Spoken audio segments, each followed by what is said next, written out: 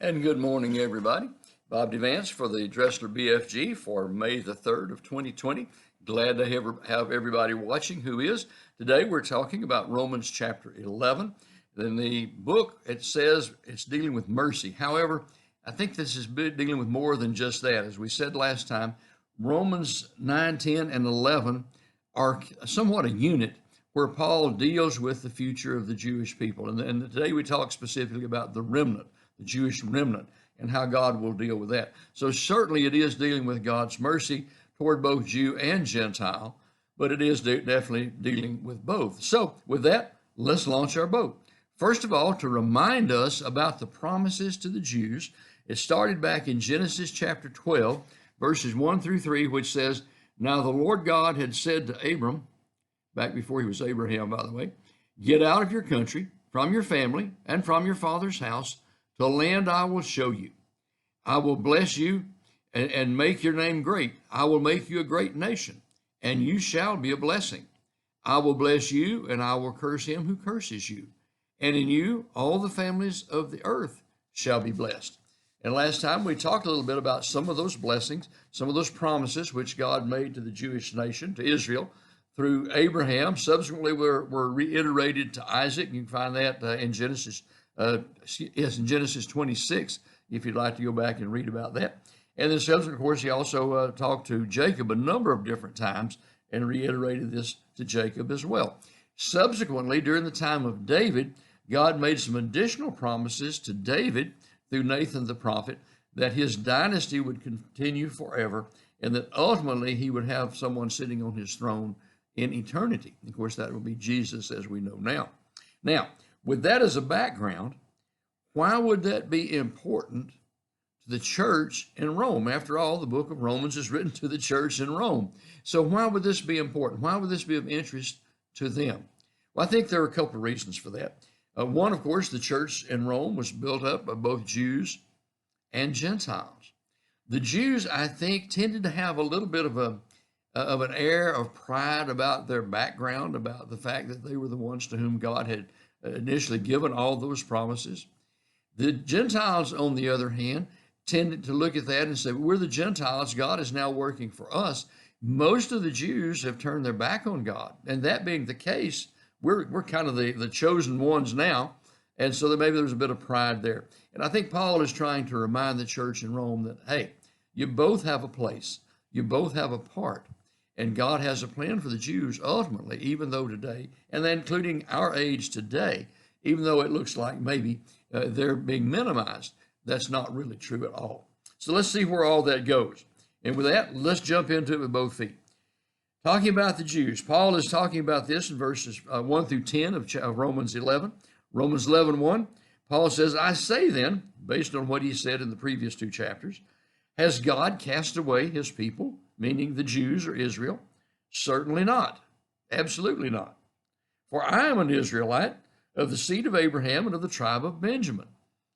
What kind of a Jew was Paul? Well, we go back and look at Philippians 3, 5, and 6. And Paul rather gave his pedigree there at that point. He said, "I was circumcised the 8th day. I'm of the stock of Israel, of the tribe of Benjamin, a Hebrew of the Hebrews." In other words, I'm top notch. "Concerning the law, a Pharisee. Concerning zeal, persecuting the church. Concerning the righteousness which is in the law, blameless." So he gave himself high marks there as far as being a Jew was concerned. And so his point then is, if God has cast away the Jews, what about him? What about Paul? Paul had been called specifically to be the apostle to the Gentiles. And that being the case, then obviously God had not cast away all the Jews. Plus, Paul knew there were Jewish members in the church in Rome. And of course, he knew also that the original church, as it started, was all Jews in Jerusalem until they were dispersed and scattered around the empires that existed at that time. So Paul kind of knew his history in that sense. And looking at that, he said, that we're in the minority. Later on, he's going to use the word remnant. We're in the minority, but God has not dropped us. God has not cast us away in that sense. Verses 2 and 3 then, God has not cast away his people whom he foreknew. Or do you not know what the scripture says of Elijah and how he pleads with God against Israel, saying, Lord, they've killed your prophets, they've torn down your altars, and I alone am left. But what did God say to him? And he goes on to talk about that to a large degree. What was God's response? God said, I have reserved for myself 7,000 men who have not bowed the knee to Baal. Even so, at this present time, there's a remnant according to the election of grace. So his point in going back to Elijah was to show that God had a remnant that served him, even though the times were evil in which Elijah lived. You'll recall that Ahab was the king of Israel. Jezebel was his wife. She was the prime mover in that particular dynasty. She was very, very wicked, very evil, brought in Baal worship to the nth degree. Elijah had met with Ahab, the king, and 450 of the prophets of Baal at Mount Carmel, and he essentially challenged them to a duel and said, okay, let's set up an altar here, and the God who answers by fire with that offering that we're setting up on the altar, then he's God. And so they did that. The Baal prophets set up the altar, set up their offering upon it, and went through the better part of the day. And of course, there was no answer from Baal because there is no Baal. There's no real God other than just the name. And then Elijah prayed a very simple prayer, and God's fire came down from heaven and consumed the offering and the altar, the stones around it, the water that was in the trench around it where they had drenched the sacrifice and the altar. And the people said, okay, we get it. The Lord is God. And then Elijah said, kill the prophets of Baal. So they killed all 450 of those prophets. Right after that, then Elijah prayed for it to rain. You'll recall that 3.5 years previous, he had prayed for it not to rain. And there had been a 3.5 year drought. And he prayed for it to rain. He went out and started watching for the clouds to come. He had his servant watch, and all of a sudden a small cloud came up, as his servant said, the size of a man's hand.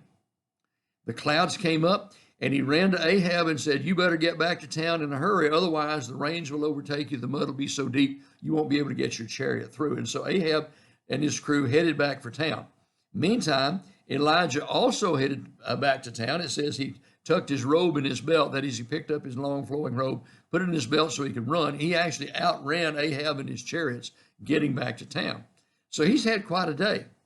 And at the end of that day, of course, Ahab gets home. He tells all of this to Jezebel, who was furious, and put the word out that I have put a price on your head, Elijah. By this time tomorrow, you'll be dead just like them. And so Elijah ran.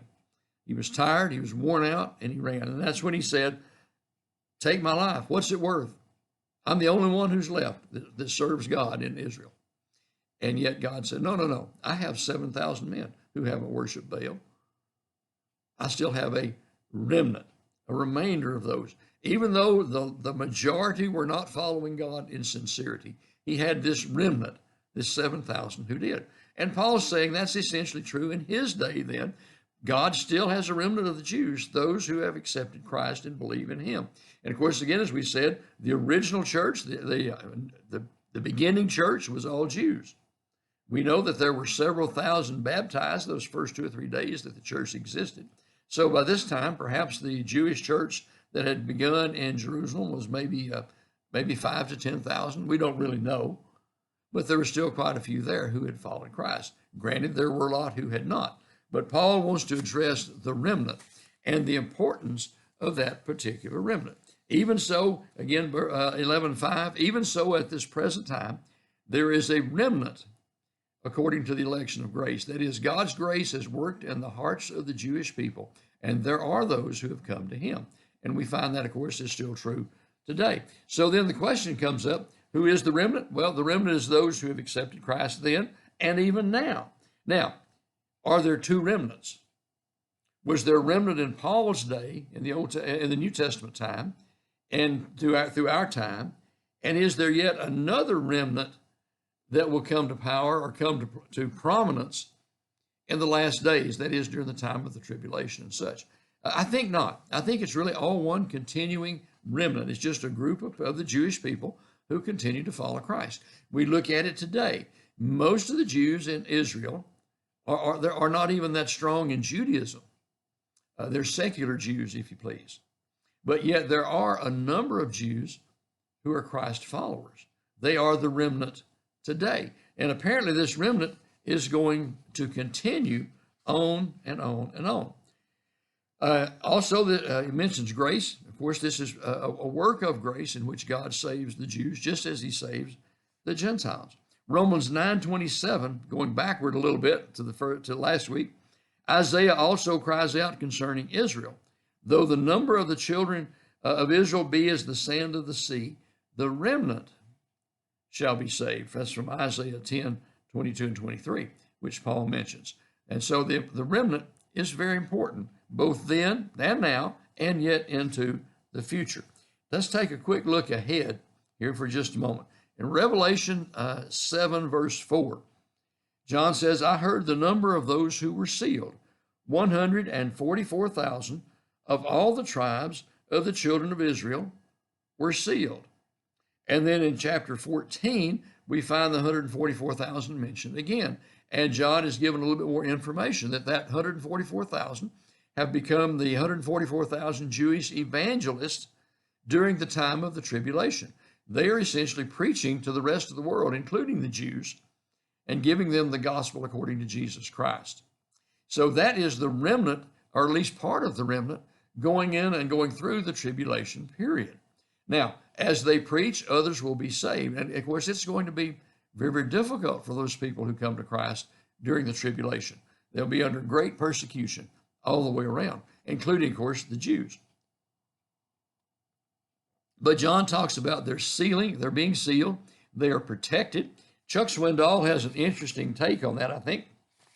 He says he believes that the 144,000 will be protected throughout the entire tribulation period, and that 144,000 will lead the Jewish remnant into the new millennium, the millennial kingdom that Christ has said he would establish on this earth. And we know, of course, that Christ has said he will establish his kingdom on this earth for 1,000 years. He'll rule and reign for 1,000 years from Jerusalem, and that King David will be reinstalled on his throne, and all the promises that were given to the fathers through Abraham, Isaac, and Jacob, all those promises, and the promises given to David, then will all be fulfilled at that time.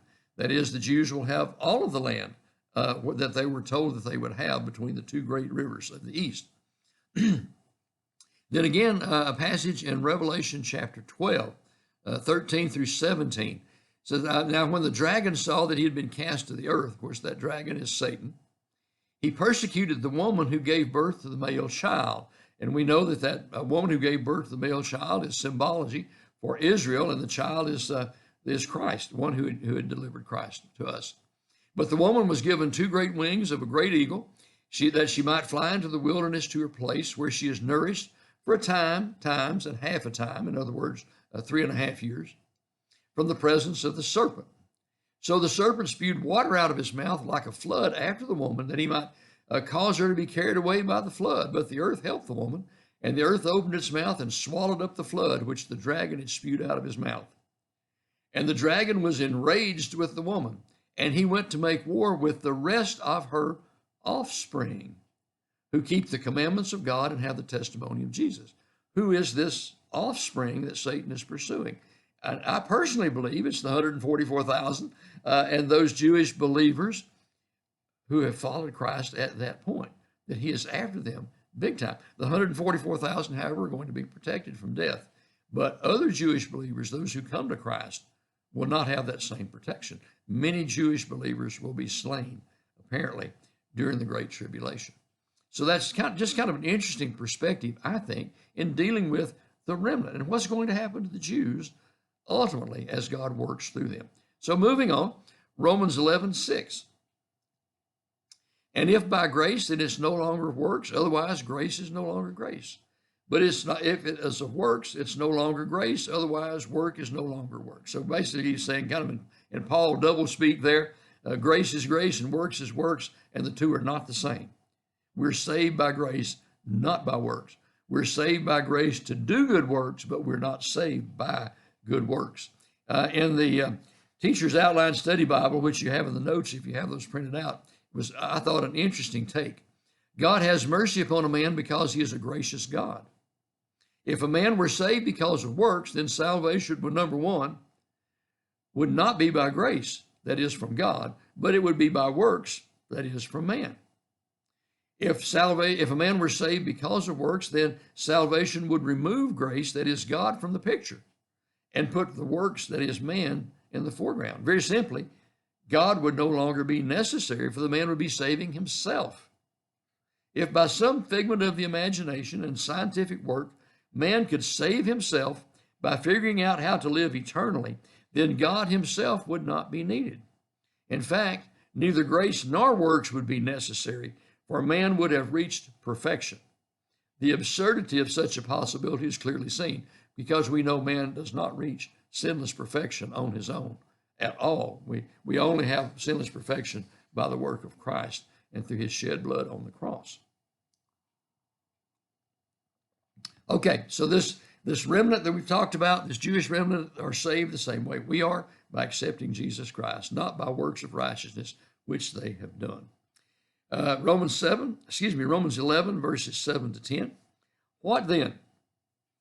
Israel has not obtained what it seeks, but the elect have obtained it, and the rest are blinded. Just as it is written, God has given them a spirit of stupor, eyes that they should not see, and ears that they should not hear, to this very day. And that's taken from Deuteronomy 29:4 and Isaiah 29:10. And David says, this is a quote from David from the Psalms, from Psalm 69. David says, let their table become a snare and a trap, a stumbling block and a recompense to them.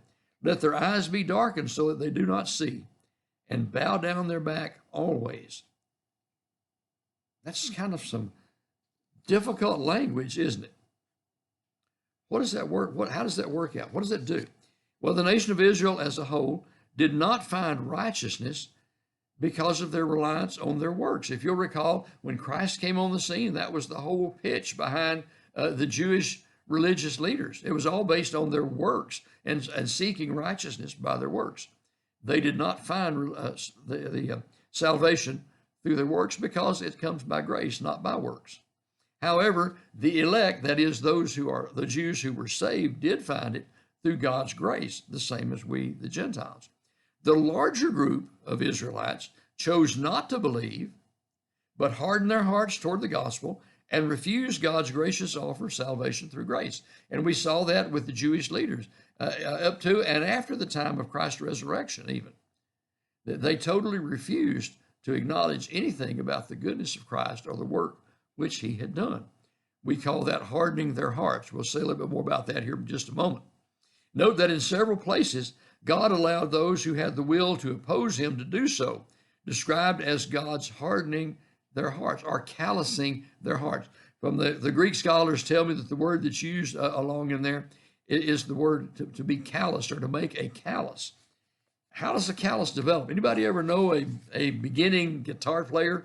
This is one of the reasons I've never become a guitar player, among other things, but one of the things one must do to be a good guitar player is to build calluses on the tips of one's fingers.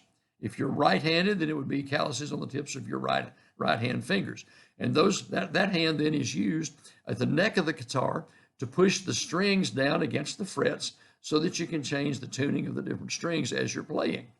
In order to do that, the tips of the fingers have to be tough. They have to have calluses there that you can push down on the strings hard enough to make the sound clear. If you don't have the calluses, you can't push down that hard. The sound is not clear. Plus, let me tell you from firsthand experience, when you push down on the strings with your bare fingertips, it hurts like crazy. And so you need those calluses. But how are calluses built? They're built by doing the same repetitive thing, in this case to the fingers, over and over and over until those calluses developed. How did the hardness of the hearts come to be with the Jewish hierarchy, the Jewish leadership? The same basic way. They had refused God and tried to do their own religion through works for so long that they were calloused to what Jesus was trying to do and to the message which he had for them. A little bit more about that table that's mentioned. David says, let their table become a snare and a trap. What does the table have to do with it?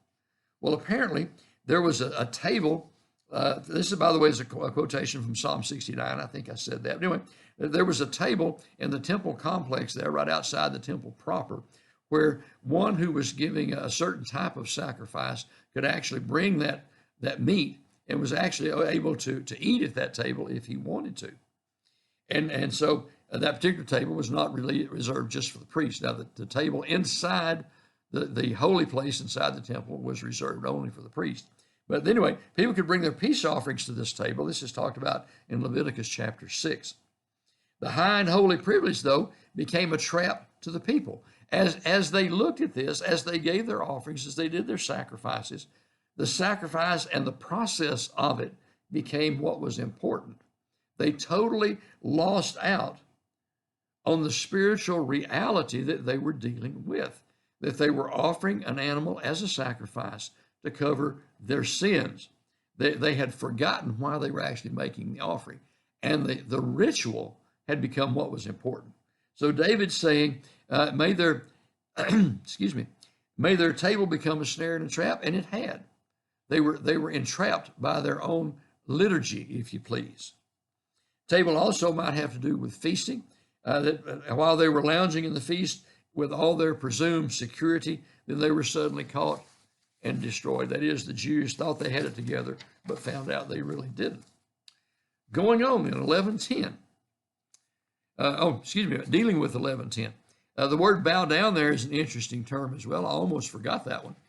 Dealing with that, and you think about the Jews who are not Christians in particular, and how the Jews have suffered since the time of Christ, and especially since 70 AD, when Jerusalem was destroyed and the Jews were dispersed throughout the earth. They have suffered tremendously and continue to do so even to this day. Their backs have been bowed. They have been in subservience in so many places in this world. And the Jews are still being persecuted today. Anti-Semitism is extremely strong. Anything against the Jews is out there and is published these days. It's strong against the Jews. So it seems that those particular things are still there. Okay, now going on. Romans 11:11. I say then, Paul says, based on what we said thus far, have they, that is the Jews, stumbled that they should fall? That is, that they should fall and be obliterated? Certainly not. But through their fall, to provoke them to jealousy, salvation has come to the Gentiles. Now, this is a really strange twist to it all. Paul is going to talk more about the remnant. He's going to say that he, as a Jew who has come to Christ, as well as the Gentiles who have come to Christ, enjoy God's blessing as Christians. And they so much so that they had hoped the Jews would see this and realize we've missed out. We need to get back into that. It didn't happen, certainly not en masse, but it was an interesting thought along the line for that. Vernon McGee did his own translation for that verse. He said, I say then, did they stumble in order that they might fall? Away with the thought.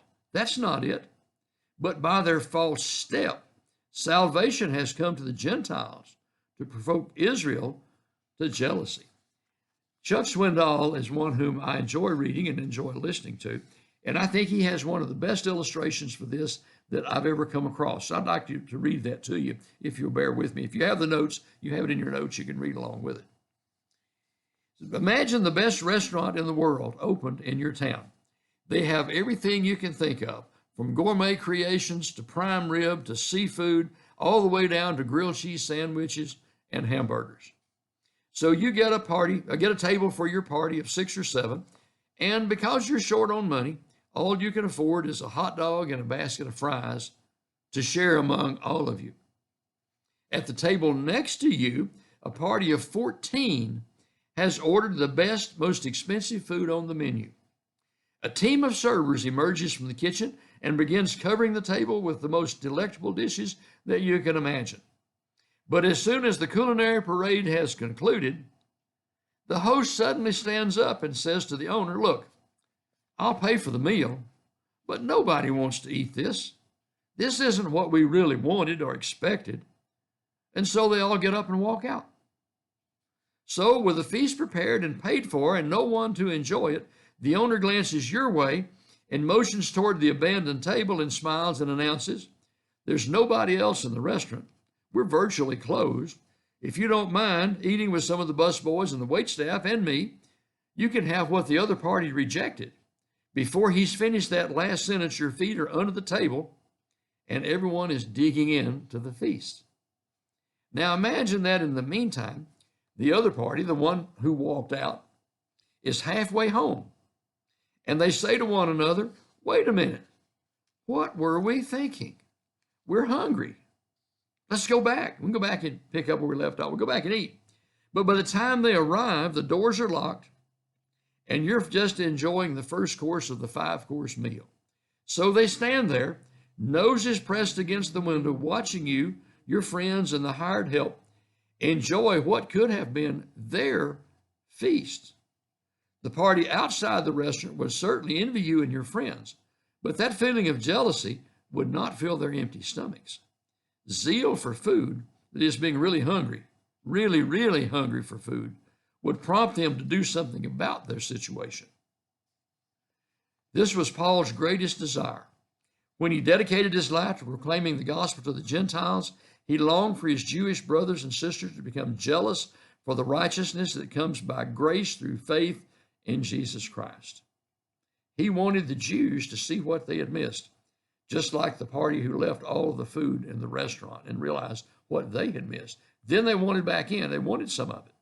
And they were going to have to take an action in order to get something like that again. Paul is saying the apostate Jews are in that same situation. They left the good meal on the table and walked away. But there is a remnant who is taking advantage of that and is being nourished by it, even in Paul's day, and for us, even through our day. Now we have a little bit of change of scenery at this point. What do you know about horticulture? That's a $4 word, isn't it? I don't know much about horticulture, but I have read a little bit about grafting trees, where one takes a branch or limb from one tree and grafts it into another tree, and that limb begins to live off of its host tree to which it's been grafted into. Paul is going to talk a lot about that. From what I understand about this, for the Jews, what they normally would do is they would take the branch from a good domesticated olive tree, a productive olive tree, and graft that branch into a wild olive tree. And the reason behind that was that the wild olive tree, having fended for its own, was more hardy than the cultivated olive trees. So that tree would host the olive branch from the cultivated world, but would produce great olives because of that, because it was fed very well. In Paul's illustration, however, he's going the other way. He's taking the grafting in a little bit different direction. He's taking the wild olive branches and grafting them into the cultivated olive tree. We'll see him talk about that. So with that, let's see what he has to say. Romans 11, 17 and 18. "For if some of the branches were broken off, and you, being a wild olive tree, were grafted in among them, and with them became a partaker of the root and the fatness of the olive tree." Got it together. You're living off the goodness of the host olive tree. "Do not boast against the branches, but if you boast, remember that you do not support the root, but the root supports you." So his point there is, you've been grafted in. You've been brought into the goodness of Jesus Christ. You Gentiles in particular here, don't thumb your nose at the Jews and say, well, they were broken off so that I'd have a way in. God has given you that opportunity. He's grafted you in, if you please. And the root, that is the promises given to Abraham, Isaac, and Jacob, now become yours. You inherit those benefits. But don't be proud in that. Remember that the root is still nourishing you, not the other way around. God is blessing you. You're not doing something to bless God and to earn his forgiveness and his favor. And that's maybe a little bit of an oversimplification, but that's kind of the general idea. 11:25 to 27. "I do not desire, brethren, that you should be ignorant of this mystery, lest you should be wise in your own opinion, that blindness in part has happened to Israel until the fullness of the Gentiles has come in. So all Israel will be saved, as it's written. The deliverer will come out of Zion, and he will turn away ungodliness from Jacob. For this is my covenant with them when I take away their sins. And that's a quote from Isaiah 50, 20, and 21. What is this mystery? You know, Paul uses the word mystery several different places. In some of his other writings, he used the mystery that God had a way of providing salvation that was not given fully in the Old Testament. That was a revelation. We use the word mystery in several different ways today that are not the same here. Here, the word mystery means something that's been concealed but now is revealed. You know, we take a mystery today, we have a mystery movie. There's something that has to be resolved or solved, or we're waiting for the villain to be revealed, that kind of thing. But here, it's just something that was not previously obvious has now been revealed. Paul says this is what's happened. You have now had this mystery revealed to you, that blindness in part has happened to Israel until the fullness of the Gentiles has come in. What's that all about? Paul says all Israel will be saved. He does not mean that every individual Israelite will be saved. It is the nation that he has before us in this chapter. He's looking at the unregenerate Israel there when he says that. In every age, there is only a remnant that is saved, kind of like going back to Elijah, if you please, going back to Noah even. That was a very small remnant that was saved in Noah's time. The quotation Paul uses from Isaiah, the Redeemer will come to Zion to turn those from their transgressions to death in Jacob. The Lord says the message to the individual is that they will turn from that transgression to the Lord. There will be a remnant, that is, that will turn to him. Israel as a whole, the nation as a whole, is in hardness today, and many will continue that way. However, when the time of the Great Tribulation comes to be, the end of time, as we know time starts to be, the times of the Gentiles then will have been completed. That is, at the rapture of the church, we as Christians, the church today, will be taken out of the world, and those who are left, which will include that 144,000 Jews we talked about earlier, and any other and all other Jews who choose to be saved after that.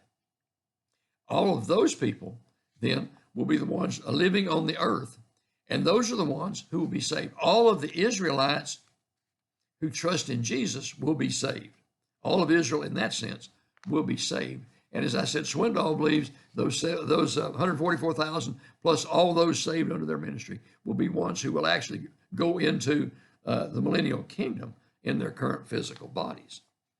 Zechariah 12:10 has an interesting take. It said, I will pour out on the house of David, on the inhabitants of Jerusalem, the spirit of grace and supplication. They will look upon me whom they pierced. And what is that prophecy referring to? Jesus himself. They will mourn for him as one mourns for an only son. They will grieve for him like one grieves for a firstborn. That is, the Jews, when Jesus comes back again, will look upon him and realize what a mistake that they had made previously in ignoring Jesus. Well, that's a lot of stuff, and we're running rather quickly, and I realize that. But how does it all end? Well, Paul, kind of like in some of his other chapters in Romans, ends with a great doxology. Romans 11:33-36 winds it up. He says, oh, the depth of the riches, both of the wisdom and the knowledge of God. How unsearchable are his judgments and his ways past finding out. For who has known the mind of the Lord, or who has become his counselor? From Isaiah 40 and Jeremiah 28. Or who has first given to him, and it shall be repaid to them. That is, who's given God something and God owes him something in return. That's from Job 41. For of him and through him and to him are all things, to whom be glory forever. Amen. God's in control. God knows what he's doing. God has elected, selected, and made available the Gentiles to receive salvation, all those who will, and we do. And we, the elect of the time, that is the Gentiles, will be basically the focus of God's attention through the time of the rapture. Then God will turn his attention back to the nation of Israel, providing them 144,000 Jewish evangelists to lead them to Christ, as many as who will come. God has a master plan, and I believe he'll work that plan to a T, right down to the very end. One of the verses we didn't read there at the end of Romans is Romans 11:29. For the gifts and the calling of God are irrevocable. God doesn't change his mind. God doesn't renege on his promises. He's going to do what he said he will do. And to him be the glory forever, as Paul said. Amen. I also included a couple of paragraphs there from Swindoll that gives a little bit of hope for us in this world today. I won't take time to read it here, but those of you who have the notes, I'd urge you to read that. It's a very encouraging note from Chuck Swindoll, reminding God still delights to accomplish good through his faithful remnant. What a great God we serve. Thank you for being with us today. Hope you appreciate and enjoy this. Come back and listen to it again if you like. You know, that's one of the great things about having this posted on YouTube. You can always listen to part of it, come back and finish later, or come back and revisit at another time, as many times as you might like. Also, feel free to send the link to it to any of your friends or acquaintances that might find it interesting or helpful, and we'd be more than happy to have them join us in this particular study. And one last thing, as you know, there are comments below the YouTube video. If you'd like to leave a comment, the comments are open. Please feel free to do so. And if you like what we've done, you can even check the little thumbs up like button there. You know, likewise, if you don't like it, you can do the thumbs down and say, I didn't like this, if you like. Anyway, I hope you appreciate what we're doing and you can find this to be useful. We'll see you the next time. God bless you until next week. By the way, next week is Mother's Day, guys. Don't forget about that. God bless you till next week.